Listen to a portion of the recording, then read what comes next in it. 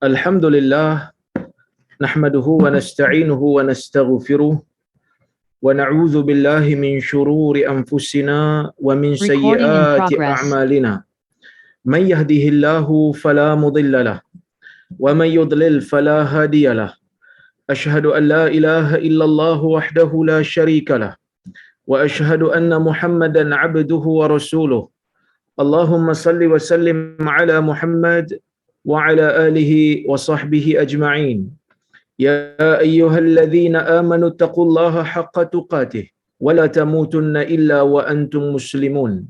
Ya ayyuhan nasu taqu rabbakumul ladzi khalaqakum min nafsin wahidah wa khalaqa minha zawjaha wa batha minhuma rijalan katsiran wa nisaa'a wattaqullaha alladzi tasaaluna bihi wal arham innallaha kana 'alaikum raqiba. Ya ayyuhalladzina amanu taqullaha wa qulu qawlan sadida yuslih lakum a'malakum wa yaghfir lakum dhunubakum wa may yuti'illaha wa rasulahu faqad faza fawzan 'azima. Fa inna asdaqal hadithi kitabullah wa khairal hadi hadi Muhammad wa syarrul umuri muhdatsatuha wa kullu muhdatsatin bid'ah wa kullu bid'atin dalalah. Amma ba'd. Muslimin dan muslimat yang dirahmati oleh Allah Subhanahu wa taala sekalian. Alhamdulillah, pada malam ini kita dapat bersama-sama berhimpun di atas talian ini untuk kita sambung balik kuliah kita membaca buku penawar ataupun kita kata petunjuk nabawi. Petunjuk nabawi bagi hati. Tuan-tuan dan puan-puan rahmati Allah Subhanahu wa taala, insya-Allah dalam kuliah kali ini kita nak mengambil manfaat daripada hadis yang ke-18. Seperti mana yang dibawakan oleh guru saya ini, iaitu Syekh Sharaf Mahmud Al-Qudah, iaitu perbandingan ahli syurga dan neraka. Baik, kata beliau, an Abi Sa'idin qala qala Rasulullah sallallahu alaihi wasallam yaqulullah ya Adam fayaqul labbaik wa sa'daik wal khairu fi yadayk. Qala yaqul akhrij ba'th an-nar. Qala wa ma ba'th an-nar? Qala min kulli 1999. Fadhaka hina yashibu as-saghir wa tad'u kulla dhati hamlin hamlaha wa tara an-nasa sukara wa ma hum bisukara walakinna 'adzaballahi shadid. Fashtadda dhalika 'alayhim faqalu ya Rasulullah ayyuna dhalika ar-rajul? Qala abshiru fa inna min ya'juj wa ma'juj alfan wa minkum rajul.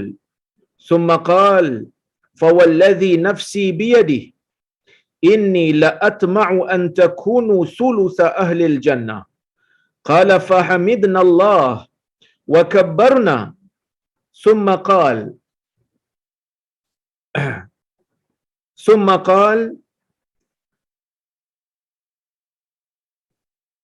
والذي نفسي بيده إني لأطمع أن تكونوا شطر أهل الجنة إن مثلكم في الأمم كمثل الشعرة البيضاء في جلد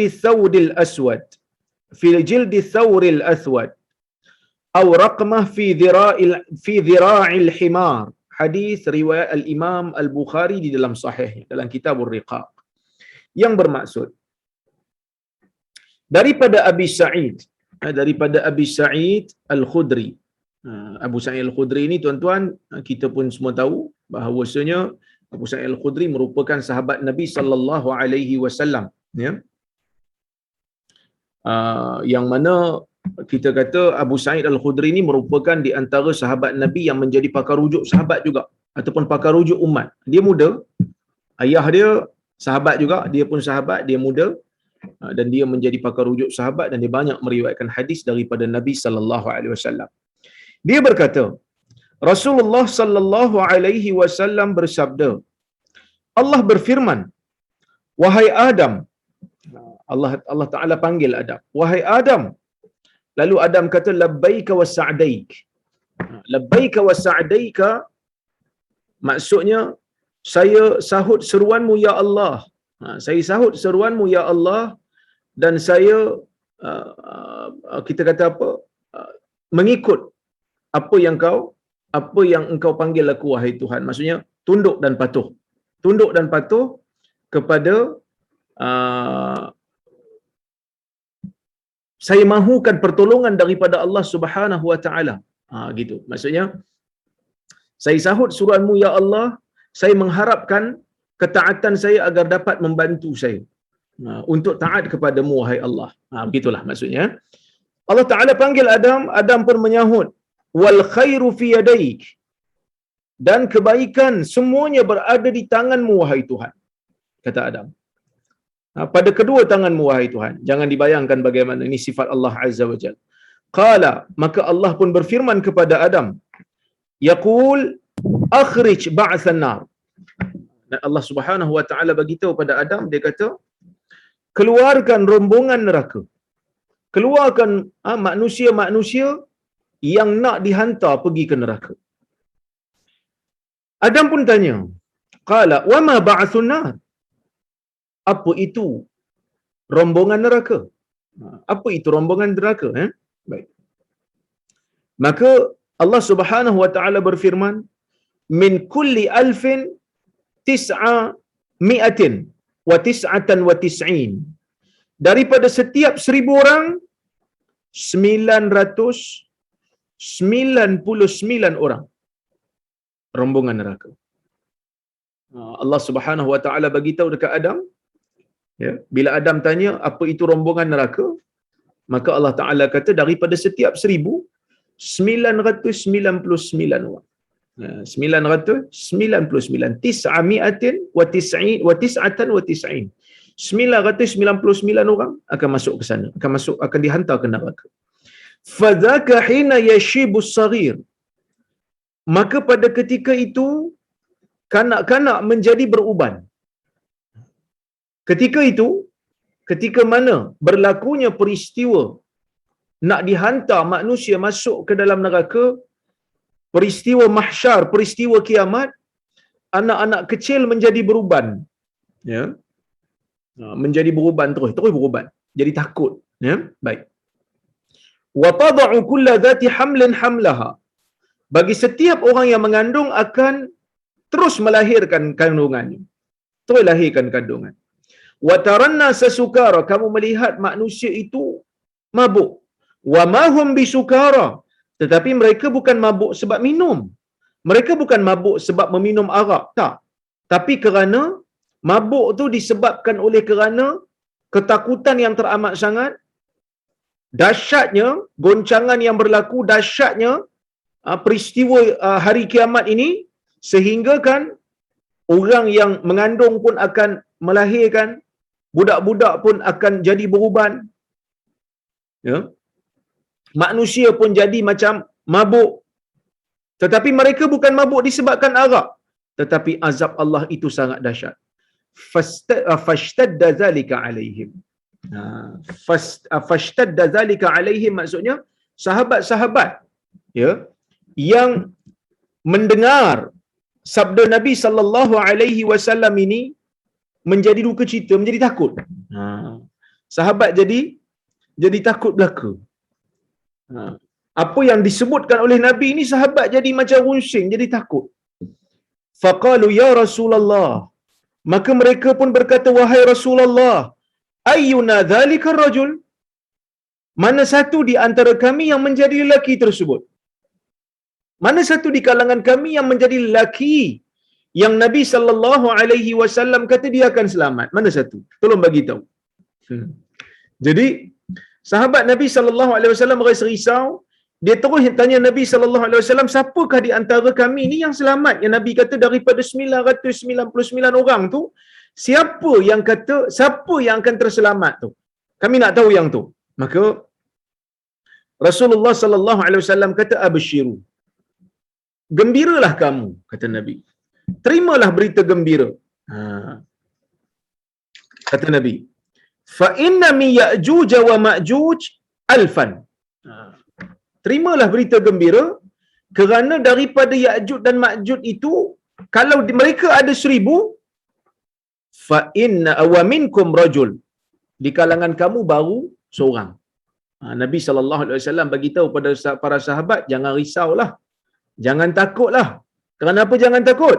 Kerana yang kamu rasa ramai tu, yang kamu rasa ramai yang akan dihantar pergi ke neraka tu, ada di dalamnya bilangan Ya'juj dan Ma'juj, yang mana bilangan mereka ini ramai, sehingga 1000 mereka, kamu baru nisbahnya seorang. Nabi SAW sebut. Baik. Summa qal, kemudian Nabi SAW bersabda, walladhi nafsi biyadih, demi Tuhan yang diriku berada di tangannya. Kata Nabi,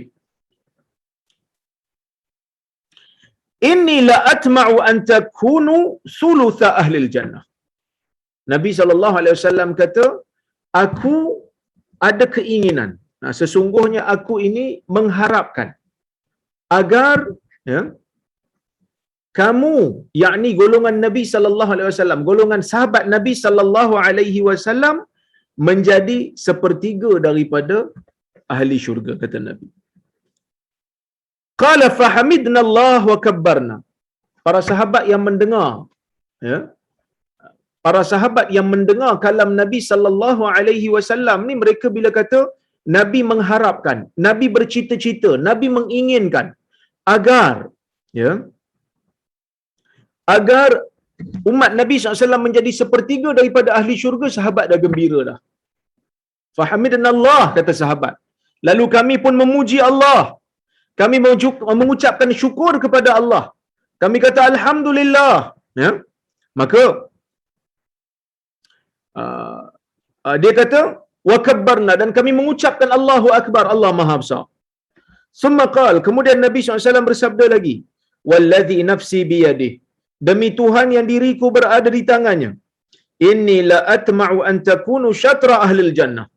Kata Nabi SAW, aku mengharapkan, demi Tuhan yang diriku berada di tangannya, aku mengharapkan, aku merasakan, ataupun aku mempunyai keinginan, itu maksudnya, aku mempunyai keinginan supaya kamu menjadi separuh daripada ahli syurga.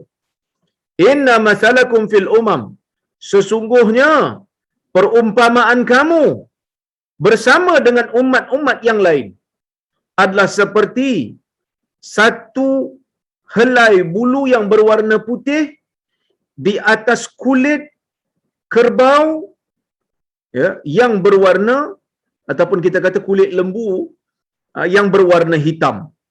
Au raqmah fi dhira'il himar, ataupun satu tumpuk berwarna yang berbeza sikit, yang berada di bahagian kaki himar, di bahagian, di lengan kaki himar. Jadi tuan-tuan dan puan-puan rahmati Allah sekalian, inilah hadis yang Al-Imam Al-Bukhari masukkan di dalam kitab di Ar-Raqaiq,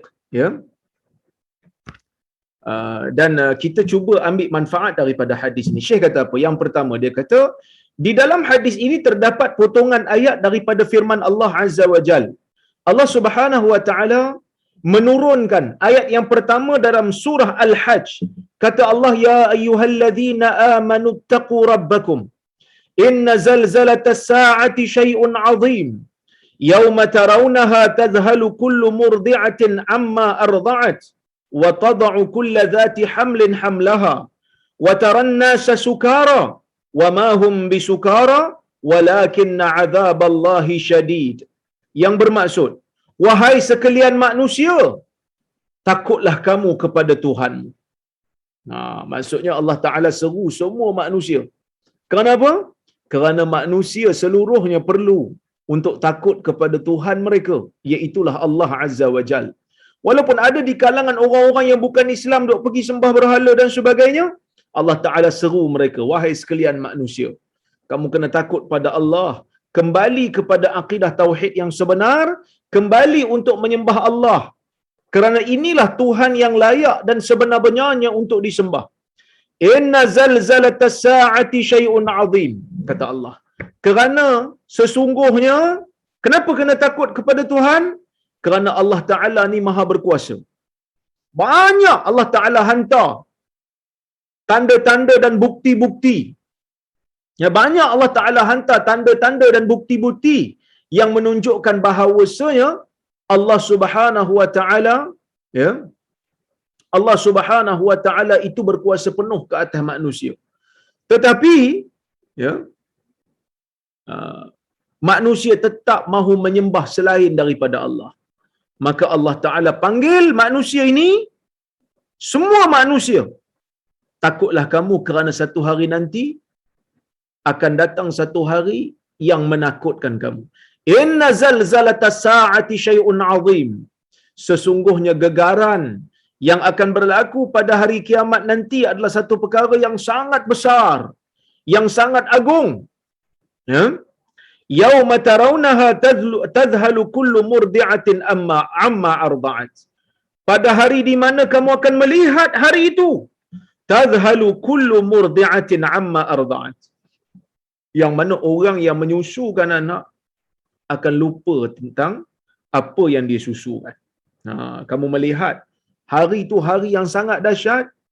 Orang yang menyusukan anak, dia lupa apa yang dia susukan. Boleh tinggal anak dia. Wa tad'u kulla dhati hamlin hamlaha. Kamu melihat orang yang sedang mengandung terus bersalin. Terus jatuhlah, gugurlah kandungan dia tu. Wa tara an-nasa sukara, dan kamu melihat ya, manusia itu mabuk. Wa ma hum bisukara, tetapi mereka bukan mabuk. Maksudnya mereka bukan minum arak pun. Tetapi azab Allah, walakin azaballahi syadid, tetapi azab Allah itu sangat dahsyat. Azab Allah itu sangat mengerikan. Azab Allah itu sangat menakutkan. Kita pun kadang-kadang ada juga perasaan takut ni tuan-tuan. Tapi takut yang akan muncul pada hari di mana Allah Azza wa Jalla bangkitkan hari kiamat ni, takut ni bukan takut biasa-biasa. Kerana Allah Ta'ala gambarkan kepada kita satu situasi di mana gegaran itu berlaku kuat, gegaran itu berlaku dahsyat. Orang yang menyusukan anak boleh tinggalkan anak dia. Boleh tinggalkan anak dia. Ya. Manakala orang-orang yang bersalin, orang-orang yang mengandung boleh keguguran, boleh melahirkan terus anak dia. Ya. Dan manusia jadi mabuk bukan disebabkan arak. Dahsyatlah. Okey. Hadis ni menyebut benda yang sama. Ya. Hadis ni juga menyebutkan benda yang sama. Ketika Nabi SAW menyebutkan Allah Azza wa Jalla memanggil Adam. Allah Ta'ala kata, ya Adam, wahai Adam. Adam pun menyahut. Adam kata apa? Labbaika wa sa'daik. Aku sahut seruanmu ya Allah, satu sahutan demi sahutan. Maksudnya aku sahut betul-betul lah. Kan? Wa sa'daik. Dan aku sedia untuk taat kepadamu ya Allah. Moga ketaatanku kepadamu ya Allah menjadikan aku tunduk kepadamu ya Allah. Ya, itu Adam sebut. Kemudian Allah Ta'ala bagi tahu untuk keluarkan rombongan neraka, Allah Ta'ala sebut, ya, fadzaka hina yashib as-saghir. Maksudnya Nabi SAW dalam hadis ni bagi tahu, pada hari ini anak kecil menjadi beruban kerana ketakutan. Orang yang mengandung pun menggugurkan anak dia, dan kamu melihat manusia pun mabuk. Okey. Ayat Quran ni dan hadis ni nampak macam ada persamaan. Sebab itu Syekh kata, sebenarnya ayat ini berbicara tentang keadaan pada hari terjadinya kiamat, atau mengenai apa yang berlaku kepada manusia pada hari di mana berlakunya tiupan sangkakala yang pertama apabila dunia ini dihancurkan. Manakala hadis yang kita baca sekarang ini, hadis ni menyebutkan tentang fasa yang kedua, iaitu berlaku setelah ditiupkan sangkakala yang kedua, manusia bangkit balik. Manusia bangkit balik, pada waktu tu manusia juga menjadi takut. Ya. Manusia juga menjadi takut. Sebab apa takut? Sebab mereka telah melihat kebesaran Allah Azza wa Jal, mereka telah melihat bahawasanya Allah Subhanahu wa taala sahaja yang berkuasa pada hari pembalasan ini, dan setiap daripada mereka telah melihat azab yang bakal menimpa mereka kalau mereka tidak dibantu oleh mana-mana amalan yang mereka lakukan di dalam dunia ini. Jadi tidak ada percanggahan pun sebenarnya di antara hadis yang kita baca ini dengan ayat Quran.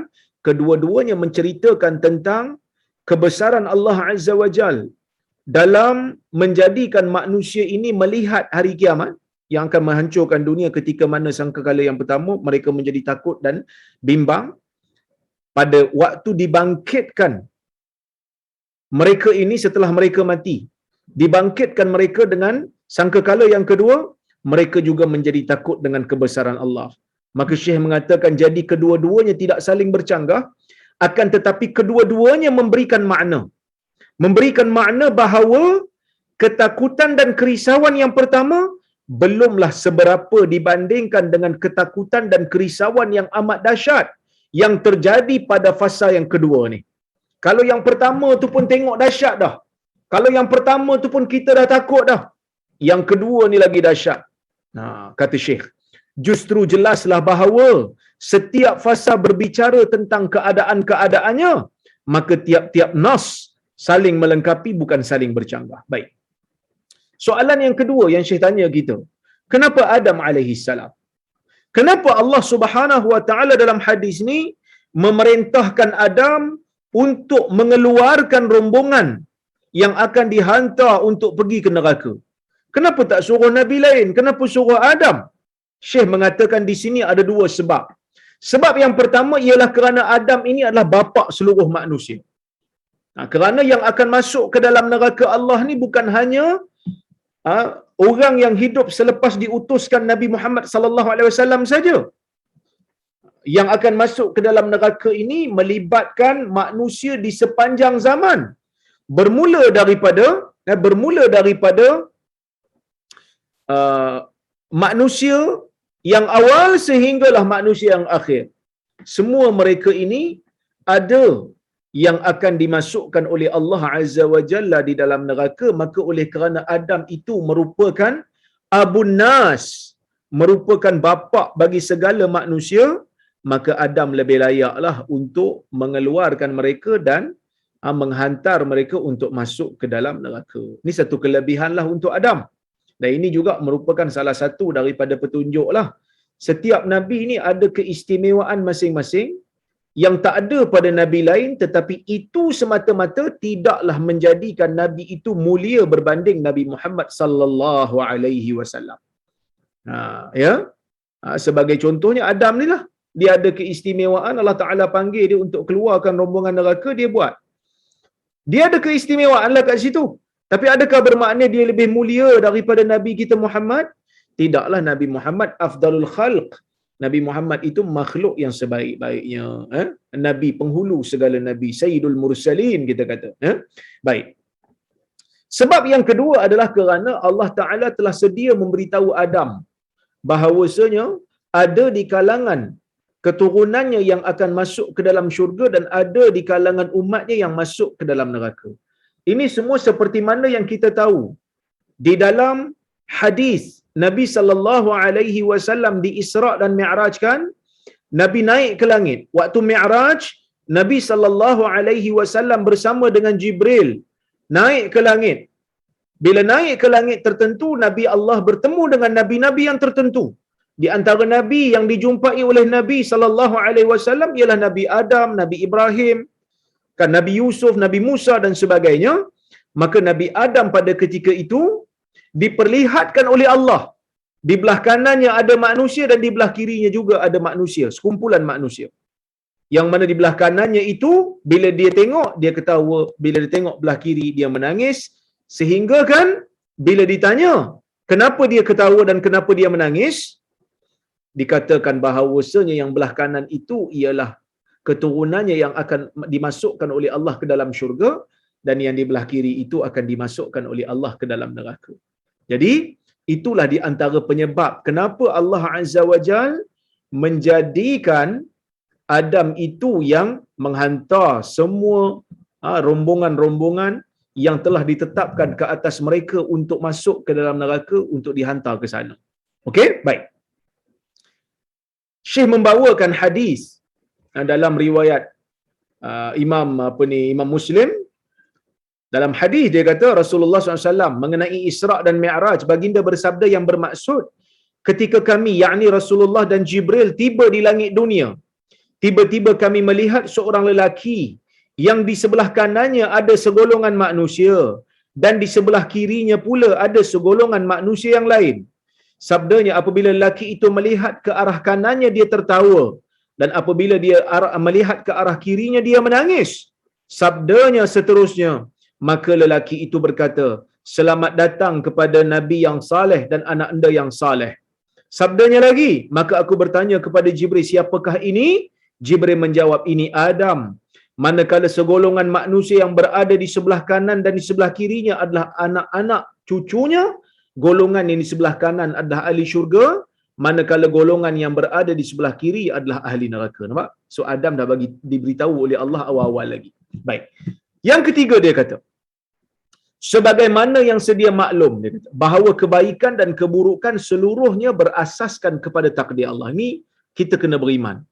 Segala takdir yang Allah Ta'ala bagi kat kita, segala takdir yang Allah Subhanahu Wa Ta'ala bagi kat kita, sama ada baik ataupun buruk, kita kena percaya. Ni semua berlaku dengan kehendak Allah, yang ni semua berlaku dengan izin Allah Azza wa Jalla. Kita tidak ada kuasa untuk menghalang.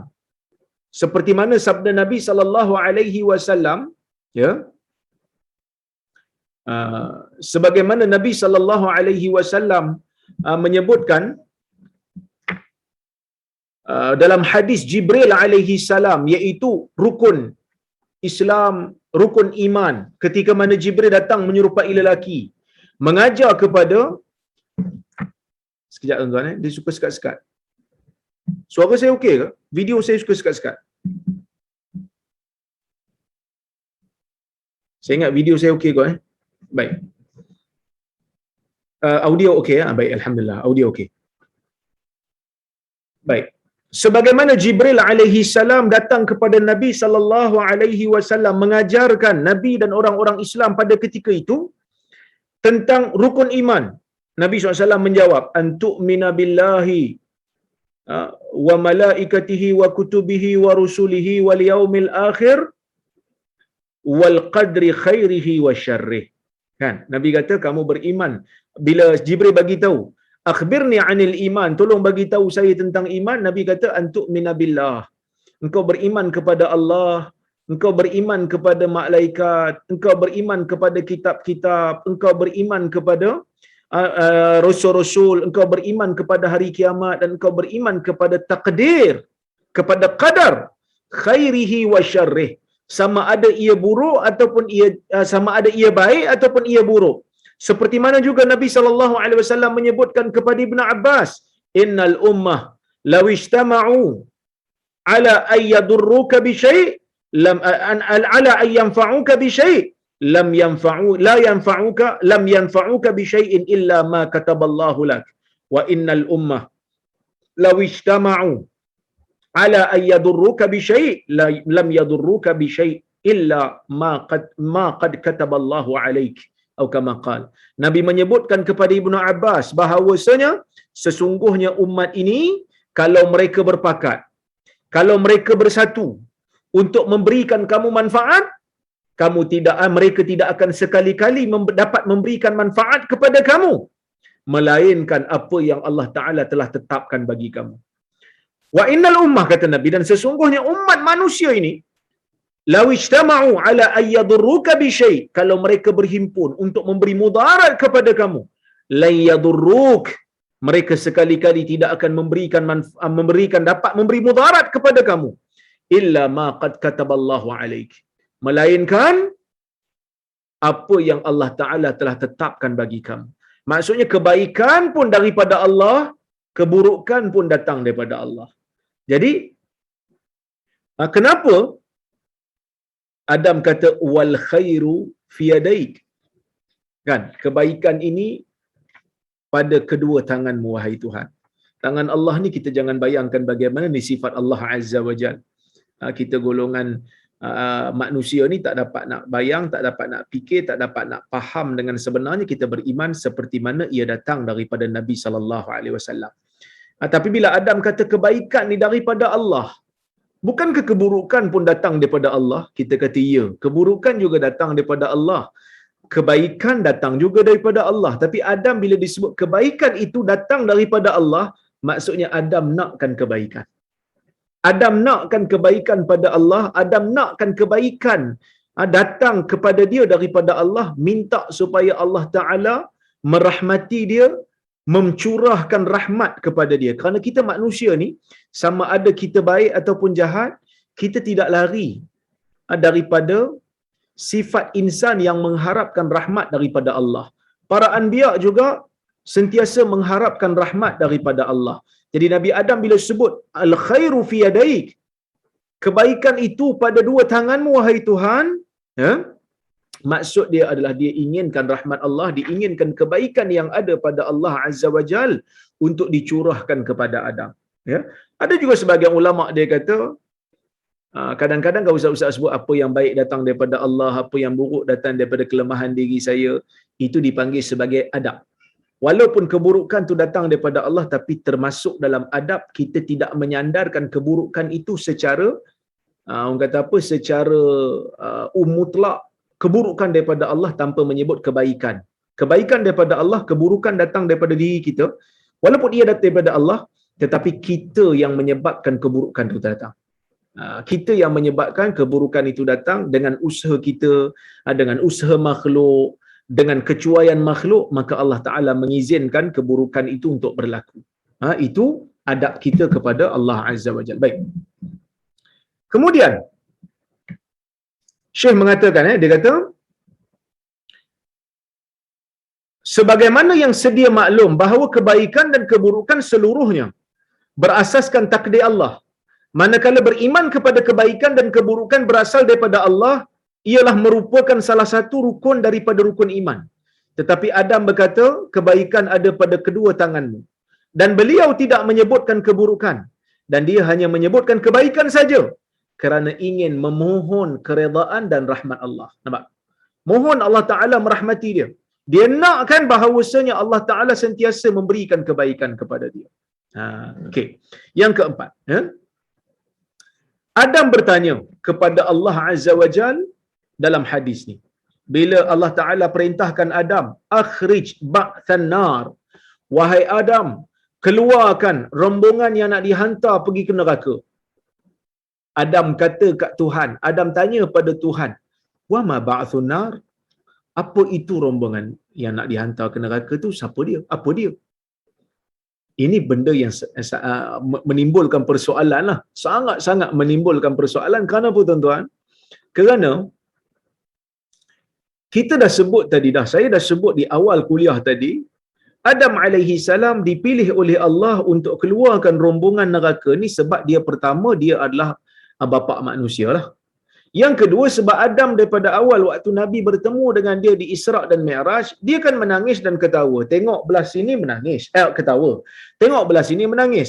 Tengok belah keturunan dia masuk syurga, dia ketawalah, dia gembira.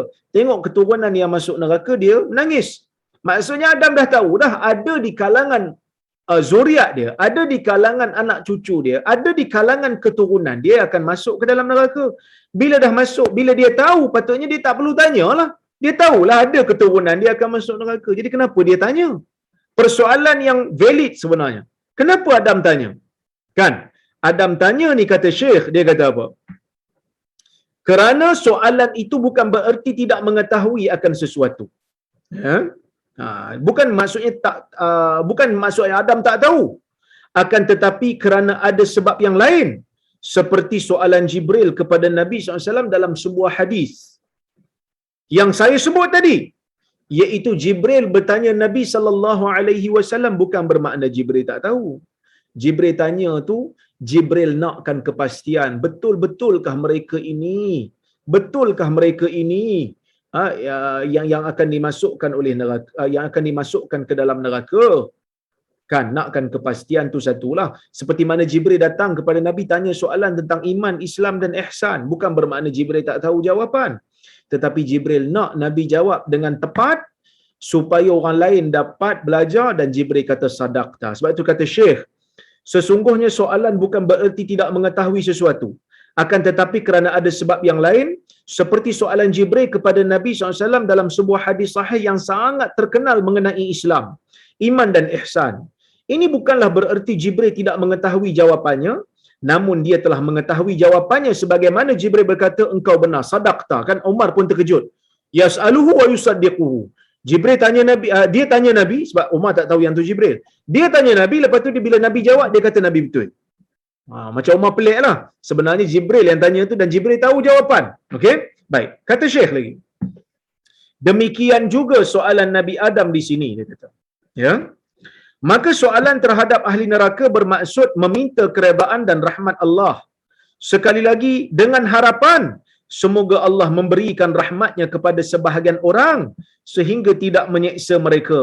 Bahkan Allah mengampuni mereka, sebagaimana diketahui bahawa ada perbezaan di antara menyalahi janji kebaikan dan ini mustahil bagi Allah, demikian pula menyalahi janji keburukan, dan ini mungkin bahkan ia merupakan kemuliaan dan rahmat Allah Subhanahu wa taala. Oleh sebab itu Allah meminta daripada Adam tentang ahli neraka, dan Adam bertanya balik dengan harapan supaya Allah dapat memberikan rahmat kepada sebahagian daripada mereka, dengan harapan begitu, ya. Baik. Itu yang keempat, benda yang kita kena tahu. Baik. Yang kelima, di sana ada perbezaan sikit dari sudut lafaz-lafaz hadis. Ya, baik. Dalam hadis dinyatakan bahawasanya yang akan masuk ke dalam syurga, yang akan masuk ke dalam syurga daripada manusia keseluruhannya, daripada umat keseluruhannya, dalam hadis yang kita baca ni, daripada 1000 seorang, 999 orang akan pergi ataupun akan menjadi rombongan neraka, akan dihantar ke neraka. Ya, baik. Maksudnya kita panggil dia punya persen tu 0.1%, 0.1% kot. Baik. Manakala dia kata dalam satu hadis yang lain, dalam riwayat Al-Imam Al-Bukhari, kita jumpa bahawa Nabi sallallahu alaihi wasallam bersabda. Dalam hadis yang lain, Nabi sallallahu alaihi wasallam ada bersabda bahawasanya yang akan masuk ke dalam syurga daripada manusia ini ialah daripada 100 seorang masuk. Nah, daripada 100 seorang. Tadi pada 1000 seorang, ni daripada 100, ya. Maksudnya Allah Taala berfirman dalam hadis ni, kata Allah, keluarkan ahli neraka daripada zuriatmu. Adam berkata, berapa jumlah mereka yang harus aku keluarkan? Allah berfirman, keluarkan daripada setiap 199. Maksud seorang je lah yang selamat. Yang 99 lagi tak selamat. Jadi yang 99 lagi akan datang pergi neraka lah. Kan? Baik. Ini benda yang bagi saya, kalau orang dia baca hadis tanpa dia melihat kepada jalur-jalur periwayatan, tanpa dia melihat syarah para ulama, maka dia akan kata hadis ini secara zahirnya bercanggah dengan hadis yang lain. Bercanggah dengan hadis yang lain. Jadi oleh kerana tu, kita bila nak baca hadis ni, kita kena baca hadis tersebut berdasarkan kepada syarah para ulama. Kerana para ulama ni, ulama-ulama hadis ni, mereka dah tengok jalur-jalur yang pelbagai, maka jalur-jalur yang pelbagai ini sebahagiannya memberikan kita faham. Okey, kita tengok lafaz hadis yang kita baca tadi. Allah Taala kata akhrij ba'than nar. Adam kata wa ma ba'thun nar? Qala min kulli 1999. Adam tanya, apa itu rombongan yang nak dihantar ke neraka? Allah Taala berfirman, daripada setiap 1999 orang. Pada ketika itu kata Allah, manusia menjadi ketakutan, yang muda menjadi beruban dan sebagainya lah, seperti mana yang kita telah baca tadi. Ya, kita telah baca tadi. Baik. Bila Allah Subhanahu wa taala menyebutkan begitu, ya, sahabat pun jadi takut, Sahabat tanyalah ayyuna dzalikar rajul. Nabi sahabat tanyalah yang mana satu di kalangan kita ni? Maka Nabi kata abshiru. Bergembiralah, terimalah berita gembira kerana Ya'juj dan Ma'juj 1000, kamu baru seorang. Dalam hadis yang kata 100 tadi tu, dia punya lafaz dalam riwayat Al-Bukhari daripada Abu Hurairah, Allah Ta'ala berfirman kepada Nabi Adam, kata Allah, akhrij ba'sa jahannam min dzurriyyatik. Keluarkan rombongan Jahannam yang nak dihantar ke Jahannam daripada zuriat kamu. Maka Adam berkata, ya Rab, kam ukhrij. Wahai Tuhan, berapa aku nak keluarkan? Kata Allah, akhrij min kulli mi'atin tis'atan wa tis'in. Keluarkan daripada 199 orang nak hantar pergi ke. Jadi Syekh menyebutkan bahawasanya para ulama ahli sunnah wal jamaah ketika melihat lafaz-lafaz hadis ini, mereka mempunyai pelbagai pandangan. Ada beberapa pandangan mereka sewaktu nak menyelesaikan percanggahan yang terkandung di dalam hadis ini. Sebahagian daripada mereka mengatakan bahawasanya nombor yang disebutkan di dalam hadis ini bukanlah bermaksud ia satu had yang diletakkan, tetapi ia nak menunjukkan banyak. 99 ke 999 ke, yang tu bukan poin yang nak disampaikan dalam hadis ini. Sebaliknya nak bagi tahu ramai yang akan masuk neraka ni. 99 dan 999 tu dia kata la mafhuma lahu. Dia bukan benda yang perlu ditekankan. Sebaliknya nak bagi tahu ramai. Contoh macam nilah. Sebenarnya dalam bahasa Melayu pun ada. Kita marah. Contohnya kita tegur sahabat kita, kita tegur kawan kita. Kita kata kat dia, bila kita tegur dia banyak kali, kita kata jangan buat benda ni tak elok. Jangan buat benda ni bahaya. Jangan buat benda ni bahaya untuk kau. Tiba-tiba jadi bencana kat dia disebabkan nasihat yang kita bagi kat dia, dia tak dengar. Bila dah macam tu, kita kata apa kat dia? Kita kata tu lah, saya dah nasihat kat awak 1000 kali dah. Saya dah bagi tahu kat awak 1000 kali dah, saya dah nasihat dah, berbuih dah mulut. Contoh kan. Dia pun kata kat kita, sorry awak tak cakap 1000 kali. Saya kira betul-betul. Baru je 100 kali. Mana ada 1000 kali? Kita kata iyalah 1000 kali tu maksudnya saya nak bagi tahu banyak. Saya nak bagi tahu banyak, bukan maksud 1000 tu meletakkan had yang spesifik. Dah, nak bagi tahu banyak kali dah saya ni nasihat kat awak. Berbuih dah mulut saya ni. Sama seperti mana Syekh kata, dia kata adat ni ataupun bilangan ni bukan satu benda yang dikehendaki pun pada hakikat. Tetapi nak bagi tahu sedikitnya bilangan manusia yang akan selamat daripada neraka dan ramainya orang yang akan binasa masuk dalam neraka. Yang mana kedua-dua hadis menunjukkan makna demikian. Seperti mana kamu menyebutkan ji'tuka mi'ata marrah falam ajidka. Aku datang pada kamu, ni orang Arab sebut aku datang pada kamu 100 kali tapi aku tak jumpa pun kamu. Bukan maksudnya aku datang 100 kali aku kira dah. Kadang-kadang mereka tak kira pun. Tapi maksudnya aku datang banyak kali. Kerana bilangan itu bukan dimaksudkan. Baik. Itu pandangan yang pertama, yang mana pandangan ini menggunakan beberapa dua buktilah. Kerana dia kata di hujung hadis tu ada sebut perumpamaan kamu pada umat-umat yang lain seperti satu helai bulu putih di atas kulit lembu atau kerbau yang berwarna hitam, ataupun raqmah fi dhira'il himar, iaitu tumpuk yang berada di kaki himar. Maksudnya nak bagi tahu bilangan orang yang akan dimasukkan ke dalam neraka itu lebih ramai daripada orang yang selamat. Okey, itu yang pertama. Yang kedua, amma ashabur ra'yi tsani. Adapun pandangan yang kedua, mereka melihat kepada dua-dua lafaz hadis ni dan mereka melihat hadis yang kita baca tadi ada menyebutkan Ya'juj dan Ma'juj. Manakala hadis yang kedua yang menyebutkan 99 berbanding seorang ni, seorang selamat 99 tak selamat. Ada hadis yang pertama sebut seorang selamat 999 tak selamat. Yang kata 999 tak selamat tu ada Ya'juj dan Ma'juj. Jadi yang kedua ni tak ada sebut pula Ya'juj dan Ma'juj. Jadi mereka kata yang dimaksudkan dengan bilangan tak selamat 999 berbanding seorang yang selamat tu kalau masuk Ya'juj dan Ma'juj sekali. Manakala yang kata 99 tak selamat tu berbanding seorang, yang tu kalau tak ada Ya'juj dan Ma'juj. Jadi kalau ada Ya'juj dan Ma'juj, dia punya nisbah tu besar sikit sebab Ya'juj dan Ma'juj ni ramai bilangan mereka. Baik. Itu pandangan yang kedua lah. Cuba untuk selesaikan hadis ni. Pendapat yang ketiga, mereka kata nisbah yang selamat 1 berbanding 1000 kalau nak dibandingkan dengan semua manusia, sama ada yang beriman ataupun tidak. Tetapi 1 nisbah 100 itu adalah nisbah Muslim sesama Muslim. Maksudnya kalau lah ada sebahagian lah, ini pandangan yang ketiga lah. Ya, ini pandangan yang ketiga.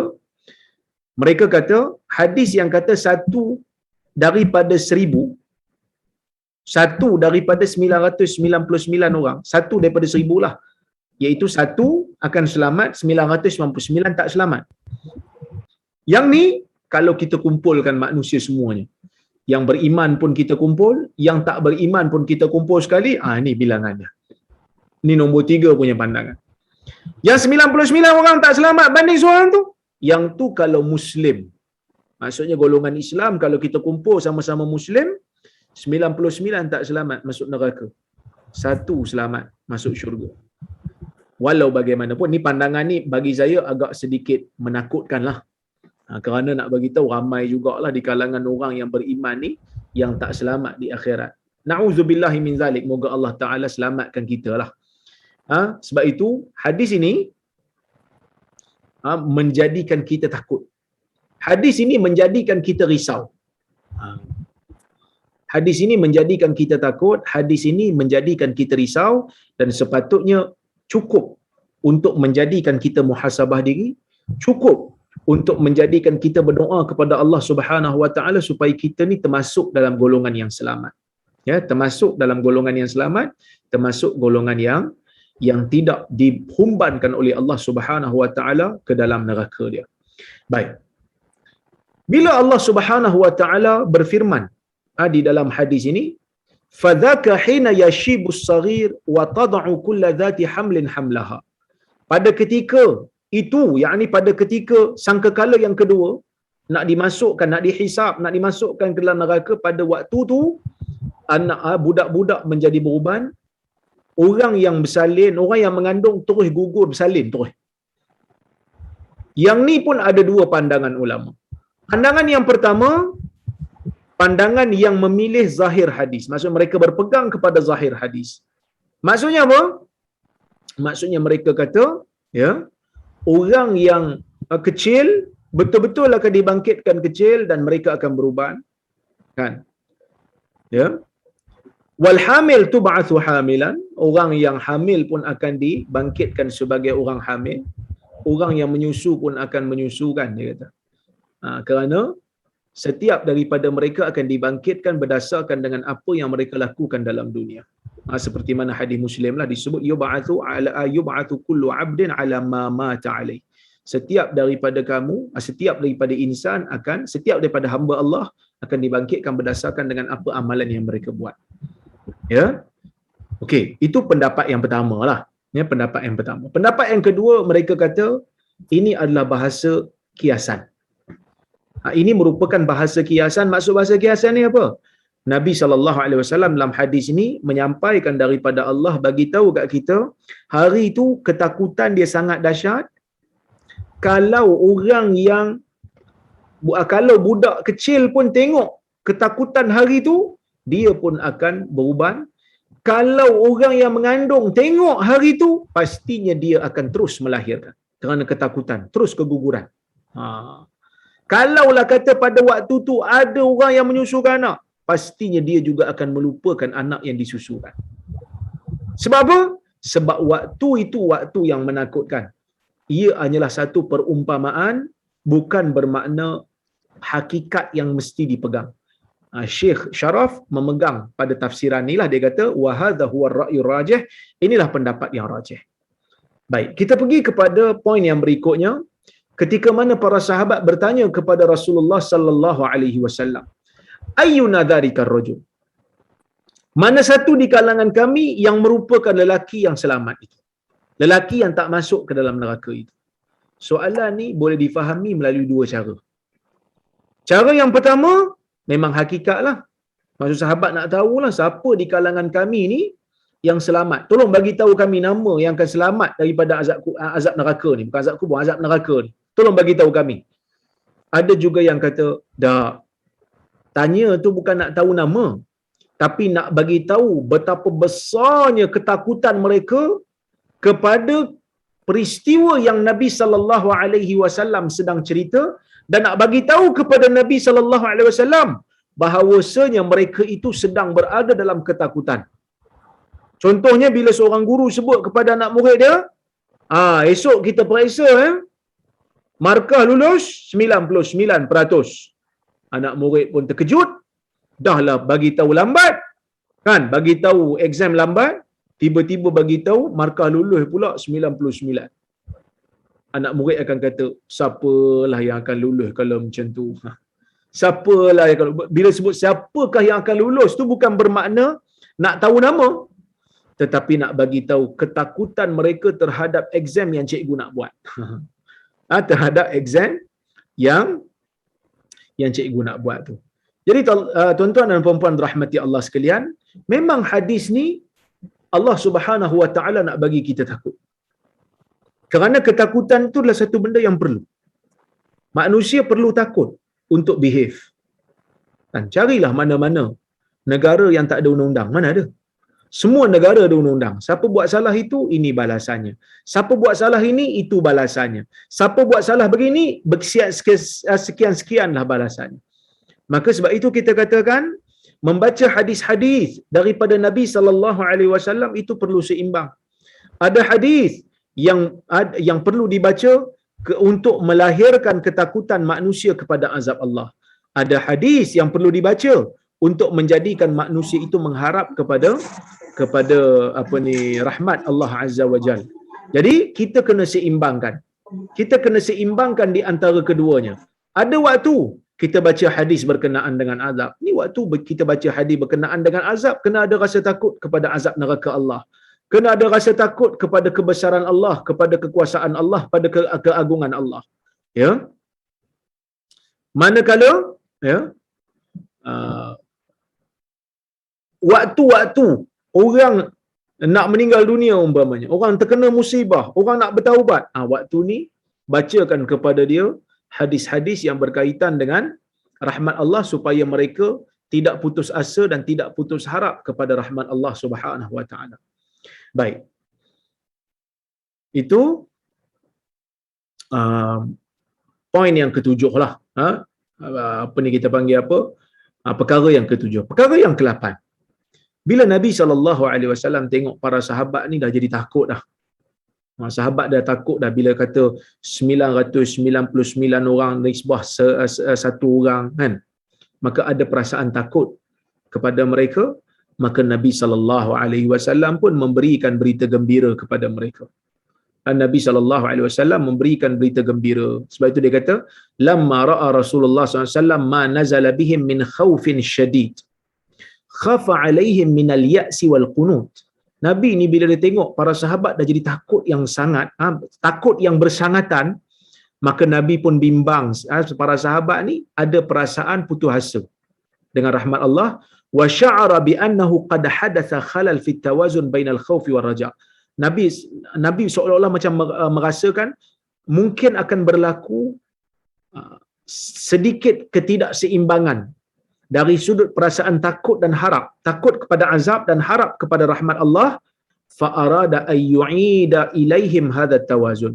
Maka Nabi pun nak kembalikan keseimbangan itu, kerana seimbangnya perasaan takut kepada azab Allah dan harap kepada rahmat Allah sangat-sangat penting. Seimbang ni sangat penting dalam kehidupan manusia. Fabasyarahum bi anna hadzal adat wa hadhihi nisbatil kabira li ahli an-nar laysat minas sahabah wa innama minan nasi jami'a. Maka Nabi pun berikan berita gembiralah bahawasanya bilangan tu bukan bilangan sahabat saja, bukan maksud seorang sahabat selamat, 99 lagi sahabat tak selamat. Tak. Maksudnya semua manusia, termasuk Ya'juj dan Ma'juj sekali. Jadi nak bagi tahu, kamu jangan begitu rasa putus harap kerana bilangan itu besar lagi. Ya. Dan Nabi SAW bagi tahu pada para sahabat, Nabi mengharapkan, Nabi bercita-cita, Nabi berkeinginan supaya umat dia menjadi sepertiga daripada ahli syurga, bahkan separuh daripada ahli syurga. Maksudnya Nabi SAW nak bagi tahulah bahawasanya ada juga di kalangan umat manusia ni yang berada di dalam syurga, jadi kamu jangan ada putus harap kepada rahmat Allah Subhanahu wa taala. Okey? Baik. Kemudian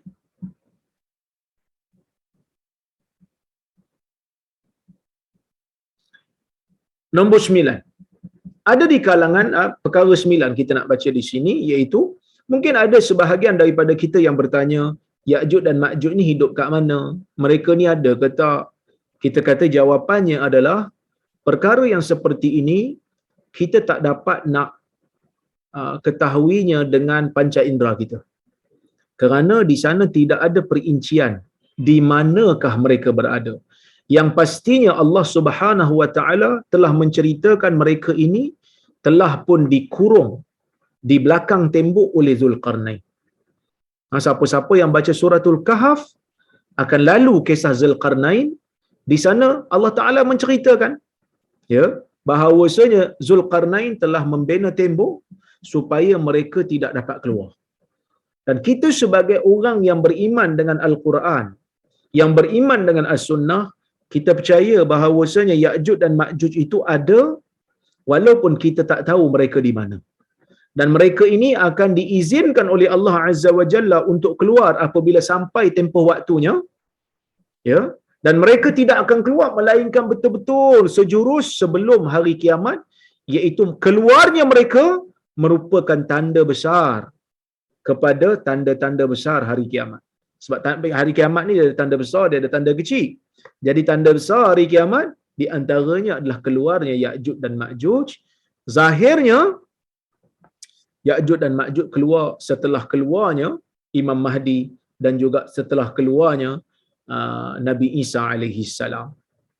Yang mana ini semua kita kena tahu. Walaupun ada sebahagian orang cuba kata Ya'juj dan Ma'juj dah keluar, mereka ni adalah bangsa sekian-sekian, bangsa, ada yang kata bangsa Cina, ada yang kata bangsa Eropah. Kita kata wallahu taala a'lam, yang kita tahu bahawasanya mereka akan keluar bila setelah keluarnya Nabi Isa alaihi salam. Nabi Isa sendiri yang akan berdepan dengan mereka, tapi nanti Allah Subhanahu wa taala akan hantar penyakit kepada mereka setelah mereka melakukan kerosakan di atas muka bumi ini. Mereka akan dihancurkan oleh Allah Subhanahu wa taala. Ada juga yang kata bukan apa ni, bangsa Cina, bukan bangsa Eropah. Ada juga yang kata segitiga bermula dan sebagainya. Kita kata kita tak tahu kerana benda ini tidak ada bukti yang nyata. Pastinya mereka akan keluar, ya, pastinya mereka akan keluar, tetapi kita tak tahu bila. Kita tak disuruh untuk cari mereka kerana Nabi SAW juga tidak disuruh untuk mencari mereka.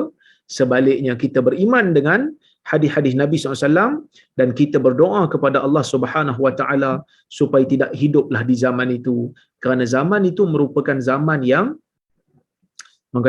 merupakan zaman yang sangat-sangat stres, yang sangat-sangat struggle. Setiap daripada orang-orang yang beriman terpaksa berkorban dengan dahsyat untuk berpegang dengan iman. Jadi sebab itu tuan-tuan dan puan-puan rahmati Allah sekalian, ya, bagi saya, kita sebagai orang yang beriman tak perlu terlalu bersusah payah nak pergi cari itu, nak pergi cari ini. Sebab ada di kalangan manusia ni yang menyusah-nyusahkan diri untuk mencari, kan? Dajjal tak ada pun dia pergi cari, dia pergi wujudkan seolah-olah adanya Dajjal. Kita disuruh untuk berlindung kepada Allah daripada Dajjal, bukan disuruh untuk mencari-cari. Ini benda yang kita kena tahu dan kita kena terima, yang kita kena letakkan di dalam jiwa. Apa dia? Selagi mana tanda-tandanya belum zahir, selagi mana tanda-tandanya masih belum jelas, maka selagi itulah kita kata kita tak tahu. Simple aja tuan-tuan, ya. Simple aja. Bila dah jelas nanti, bila dah keluar jelas tanda-tandanya seperti mana yang disebutkan dalam hadis, okey, kita percaya. Inilah yang dimaksudkan oleh Nabi SAW. Ini, kalau tak ada, kita buat kerja kita, kita dakwah, kita kuliah, kita baca hadis, kita beribadat kepada Allah, kita buat macam biasa, menjalani kehidupan seperti biasa. Tak perlu kita tuduh orang tu, kita tuduh orang ni. Takut-takut tuduhan itu tidak benar dan kita telah menzalimi mereka. Susah juga tu nak minta maaf tu kan. Kadang-kadang kita tak perasan disebabkan oleh semangat kita yang terlalu membara. Wallahu ta'ala a'lamu bissawab. Jadi tuan-tuan, cukuplah sekadar itu untuk malam ini. 10 suku dah, insya-Allah. Jika ada kesempatan yang lain kita bertemu lagi. Saya tengok kalau ada soalan ataupun komentar ataupun kritikan, saya alu-alukan ya. Baik. Assalamualaikum. Waalaikumsalam. Kat mana nak beli buku kuliah malam ni? Buku kuliah malam ni mungkin boleh hubungi Hadi Akmal lah kot ataupun Kak Lin kita yang menjadi penganjur pada malam ni untuk hubungi ada ahli, sahabat kita bertanya tentang buku. Baik.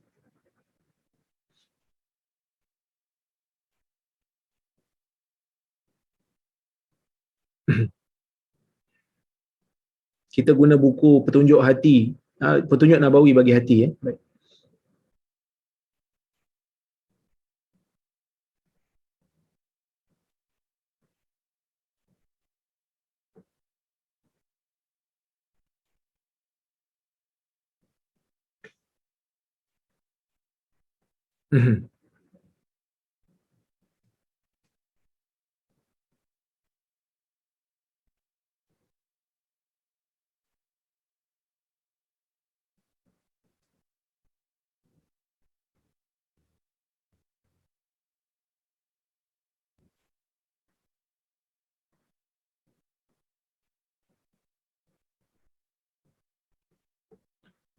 Assalamualaikum Dr. Waalaikumsalam. Semoga Allah merahmati doktor sekeluarga dan tuan juga. Saya ada satu soalan, mohon maaf terkeluar sikit dari topik hari ini. Doktor bolehkah berikan tips mendidik keluarga khususnya isteri dan anak-anak, ajarkan tauhid dulu atau akhlak? Jazakumullahu khair. Wa anta fajazakumullahu khair. Kalau boleh ajarkan serentak. Ada waktu kita ajarkan tauhid, kemudian kita ajarkan hukum hakam, kemudian kita ajarkan akhlak. Kerana kesemuanya ini blended. Maksudnya di dalam Islam kita memerlukan tauhid kerana ini merupakan asas kehidupan kita. Kemudian di dalam kehidupan juga kita memerlukan hukum hakam kerana kita Muslim, kita mahu solat, kita mahu mengambil wudu, dan dalam masa yang sama kita perlu berinteraksi dengan manusia, maka kita perlukan adab dan akhlak. Bahkan dalam ibadat pun sebenarnya ada adab dan akhlak. Umpamanya bila nak pergi salat perlu tutup aurat, perlu pakai pakaian yang cantik-cantik, itu termasuk dalam akhlak. Jadi kalau boleh kita ajarkan semuanya serentak, satu persatu kita ajar supaya mereka dapat mengamalkan keseluruhannya. Kita bimbang juga kalau akhlak tidak diajar daripada awal, tidak diterapkan sewaktu mereka meningkat umur, daripada kecil nak pergi ke remaja, takut-takut mereka berilmu tauhid yang baik tetapi akhlaknya tidak beres, common sense tak ada. Jadi kita ajarkan semuanya serentak kerana tidak ada, orang kata apa, tidak ada halangan pun untuk kita ajar semua sekali. Tapi kita seimbangkan. Ada waktu kita ajar akhlak, ada waktu kita ajar akidah, usul akidah supaya mereka kenal, mereka tahu Allah Ta'ala itu Maha Esa, mereka kenal bahawa syirik itu membahayakan, mereka tahu menyembah berhala itu memudaratkan akidah Islam, mereka tahu bahawasanya Nabi Muhammad adalah utusan yang terakhir, mereka tahu bahawasanya Nabi-Nabi, Rasul-Rasul yang Allah Ta'ala utuskan yang wajib kita imani itu ada 25, ceritakan kisah para Rasul, masukkan sedikit elemen akhlak, bagaimana Nabi Muhammad SAW berada pada akhlak yang tertinggi, bagaimana reaksi Nabi SAW bila dituduh macam-macam, bagaimana Nabi SAW berhadapan dengan orang yang memusuhi dia, orang yang hina dia, orang yang kutuk dia, semua ini boleh diblendedkan sekali. Wallahu a'lam.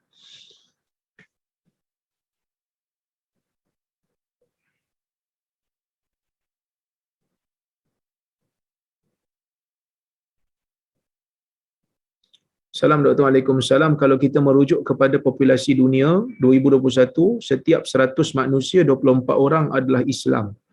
Sunni 90%, Syiah 10%. Mungkinkah ada implikasi hadis berkaitan nisbah ahli syurga dengan ahli neraka? Oh, yang ni kena buat calculation orang matematik dia tahulah, saya tak pandai matematik sangat kan. Tapi nisbah ini berkemungkinan maksudnya adalah letakkan had, berkemungkinan maksudnya bukan letakkan had, tetapi nak menyatakan banyaknya orang yang masuk ke dalam neraka kan.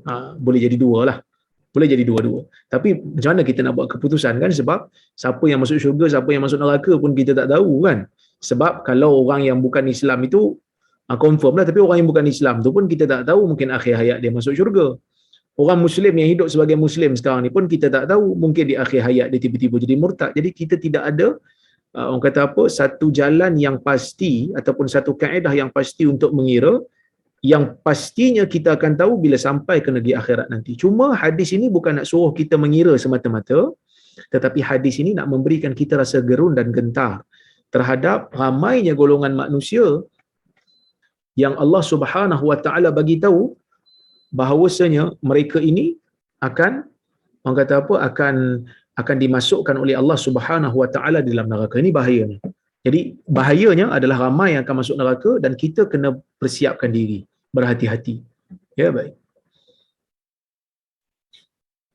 Assalamualaikum Doktor. Waalaikumsalam. Jika kita sudah bertaubat setaubatnya, adakah kita akan diseksa juga atas dosa-dosa yang pernah dilakukan?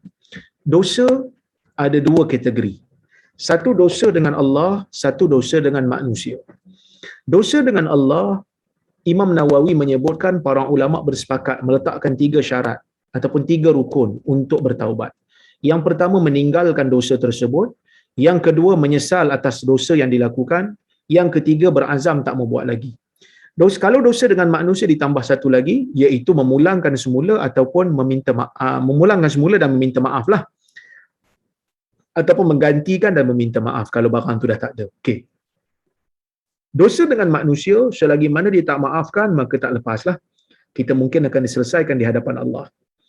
Kita bukan mungkin, pastinya kita akan selesaikan di hadapan Allah. Kita akan bayar dengan pahala kita lah kalau dia tak maafkan kita. Kalau dia maafkan, kita settle. Dosa dengan Allah, kalau cukup rukun taubat, Allah Ta'ala terima dan kita tidak dianggap berdosa lagi. Maksud kita tak diazab atas dosa tersebut lah. Cuma yang ulama ada beza pendapat sikit, adakah dosa tersebut dipadam daripada buku catatan kita ataupun tak. Yang ni ada 3 pendapat ulama. Ada yang kata tak dipadam, still ada, cuma tak diazab, tak diambil tindakan sebab dah taubat. Ada yang kata tak, dipadam lah, sebab Allah Ta'ala dah gantikan dengan kebaikan yang kita buat. Innal hasanat yuzhibna sayyi'at. Kebaikan akan memadam keburukan. Ada yang kata dia akan nampak sekali saja, kemudian terus akan dipadam. Dia akan tengok sekali, lepas tu akan dipadam, nak menunjukkan rahmat Allah yang memadamkan segala kejahatan yang dia telah bertaubat dengannya. Itu 3 pendapat para ulama dalam isu ni. Ibn Rajab ada huraikan isu ni dalam kitab di Jami' Ulum wal Hikam. Tapi jangan risau, taubat itu akan memadamkan dosa. Kalau taubat itu sah, dia tidak akan diazab. Ia tidak akan diazab dengan dosanya, seperti mana kisah seorang pemuda yang telah membunuh 100 orang, Allah Ta'ala ampunkan dia apabila dia bertaubat kepada Allah Subhanahu Wa Ta'ala.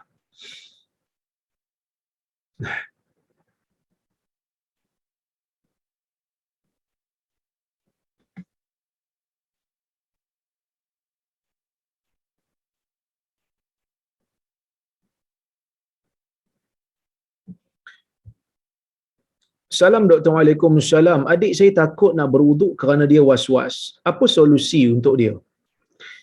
Solusinya adalah yang pertama sekali, bila dia telah yakin dia telah mengambil wuduk dan wuduknya telah pun dibasuh pada anggota yang dia yakin dah dibasuh semua. Sebab kita tengok kan, kita tengok anggota kita dah semua rata dah kena air, tak ada kawasan yang tak kena air. Tiba-tiba lepas berwuduk dia ada rasa was-was, dia syak.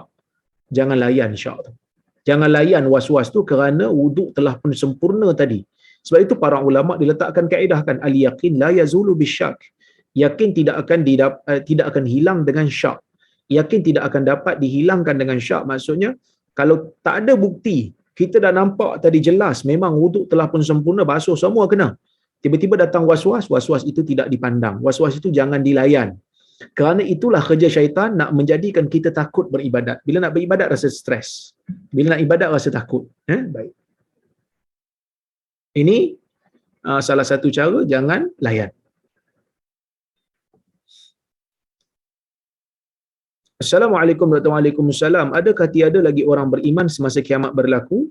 Kalau mengikut kepada hadis Nabi sallallahu alaihi wasallam yang menyebutkan tentang angin yang Allah Subhanahu wa taala akan hantar daripada arah Syam sebelum daripada kiamat, yang angin itu harum dan juga halus, memang sesiapa yang dalam jiwanya ada walaupun sebesar biji sawi iman akan meninggal dunia. Jadi kalau ikut hadis ni, memang orang beriman dia tak dapat tengoklah kehancuran dunia tu. Dia akan mati dulu sebelum daripada tu. Wallahu a'lam.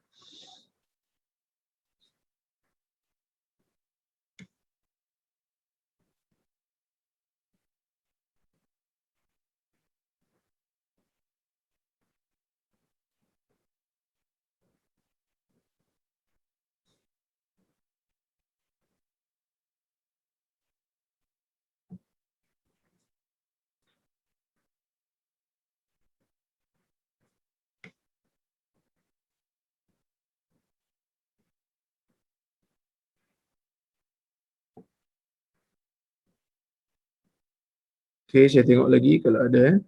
Saya tak dapat nak jawab semua sebab banyak soalan. Yang mana saya mampu saya jawab lah ya. Kalau saya tak jawab tu, ramai lagi ustaz-ustaz lain yang ada insya-Allah.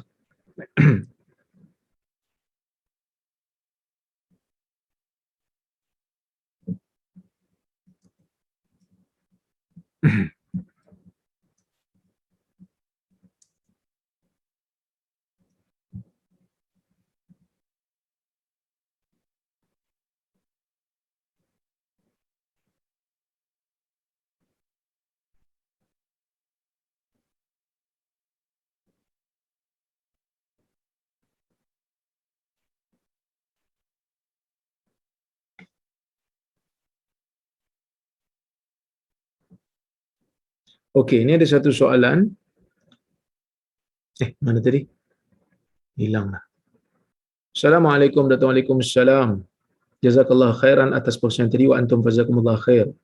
Nak tanya tentang hadis tentang Bilal bin Rabah yang mana Nabi terdengar bunyi tapak kaki Bilal di syurga dan bertanya apakah amalan istimewa yang dilakukan Bilal? Adakah amalan Bilal ini tidak mengikut jejak cara Nabi sallallahu alaihi wasallam? Jawapannya tidak, kerana bila Nabi SAW tanya kepada Bilal tentang amalannya sehingga Nabi SAW terdengar bunyi tapak kakinya di syurga, Bilal mengatakan dia mengambil dia salat sunat wuduk, dia amalkan, bila ambil wuduk dia pergi salat.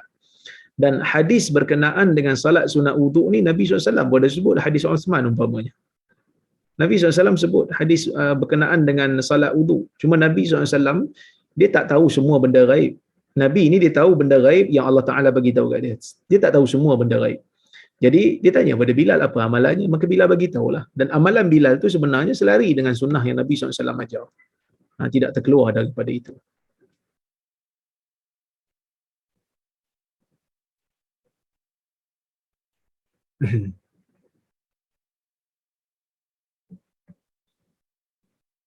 Mengapa riba haram? Bukankah perbankan Islam tukar akad dari riba je, tukar akad dari riba ke akad jual beli?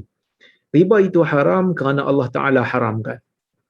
Kan riba ni dia ada asas hutang, ada asas jual beli barangan ribawi. Okey, tapi yang dekat perbankan tu banyaknya hutang lah, hutang yang kita ambil manfaat daripada hutang. Kenapa Islam haramkan riba daripada hutang? Kerana ia ada unsur menindas, dia ada unsur tidak, orang kata apa? Tidak tetapan. Maksudnya anytime boleh naikkan interest, anytime boleh ubah kontrak. Sedangkan Islam tu dia mesti daripada awal tu bagi tahu siap-siap dah. Jadi sebab itu dalam perbankan Islam mereka gunakan akad jual beli. Banyak akad yang terlibat dan macam-macam mazhab mereka pakai. Formula mazhab mereka pakai, ada yang pakai mazhab, ada yang formula ataupun ada produk yang menggunakan mazhab Maliki, ada produk yang menggunakan mazhab Hambali, so mereka pakai untuk melepaskan umat daripada riba dan mereka menggunakan akad jual beli. Kenapa akad jual beli? Kerana jual beli itu harus, jual beli itu halal. Ada yang menggunakan akad sewa, kemudian berujung baru beli. Jadi akad Islam ni dia daripada awal lagi dia firm, dia letakkan semua di atas kontrak, semua di dalam kontrak dan kita baca dan kita pun tanda tangan. Maksudnya riba itu tidak berlaku lah dalam perbankan Islam. Tidak berlaku kerana dia didasari dengan akad sewa dan dia didasari dengan akad jual beli. Jadi adakah akad itu berfungsi, Ustaz? Ya, akad berfungsi kerana orang yang tidak menikah, jika dia bersama dengan seorang perempuan atas dasar kesepakatan, itu dinamakan zina. Tetapi bila ada akad, ada syarat yang perlu dipatuhi, maka itu dinamakan nikah. Ada saksi, ada mahar, ada wali, itu dinamakan nikah. Proses persetubuhan akan berlaku, anak terhasil daripada dua perhubungan ni. Tapi satu perhubungan tanpa akad yang proper, tanpa syarat, tanpa rukun, dinamakan zina, berdosa besar. Satu lagi dibuat dengan ikut akad dan syarat-syarat yang diletakkan oleh Islam dan dinamakan sebagai pernikahan, dan itu halal dan dianggap sebagai sunnah Nabi SAW jika dapat anak zuriat yang diiktiraf oleh Islam. Maksudnya perbezaan itu berlaku. Perbezaan itu berlaku hanya pada akad dan juga syarat-syarat yang terkandung dalam akad. Jadi sebab itu bukan hanya sekadar kosmetik lah. Dia ada hukum hakam yang terlibat. Dia ada kesan-kesan yang berbeza bila ada situasi yang berbeza. Wallahu a'lam. Ya. Saya rasa cukuplah sekadar itu. Ya, pada malam ini, insya-Allah jika ada kesempatan yang lain kita bertemu lagi. Saya ucapkan terima kasih banyak kepada penganjur Nur Islam Academy, Kak Lin dan yang lain-lain, Datuk Ayub, terima kasih banyak. Saya ucapkan juga terima kasih banyak kepada hadirin dan hadirat yang hadir kuliah pada malam ini. Saya mohon maaf jika ada kesilapan, jika ada kekasaran bahasa yang tidak sesuai untuk diucapkan oleh saya mohon maaf. Saya berhenti di sini dulu. Aku qauli hadza wa astaghfirullahal azim li wa lakum. Wassalamualaikum warahmatullahi wabarakatuh.